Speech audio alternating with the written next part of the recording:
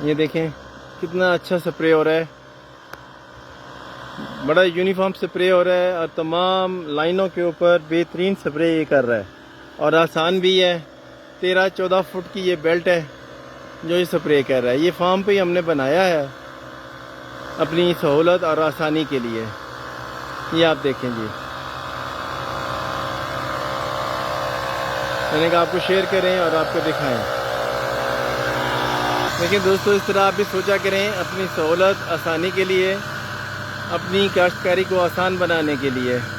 हमारे पास इतने बड़े बड़े एरिया तो नहीं है कि ट्रैक्टर के पीछे बूम लगाएं और स्प्रे मशीनें बड़ी बड़ी लगाएं।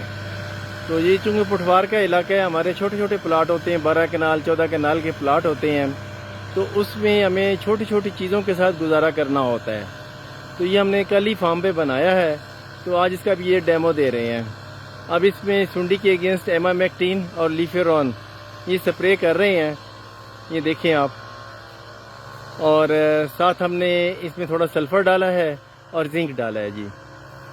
ये देख लें आप, माशाल्लाह कितना अच्छा स्प्रे हो रहा है। तमाम पौधे नीचे जो सोयाबीन के हैं ये देखें नीचे, गोगे इसमें भी घास है। घास जो सारा ये नुकीला घास है, उसके लिए ज़रा एक हफ्ते के बाद ज़ेलोफ आप करेंगे। गेजोनर का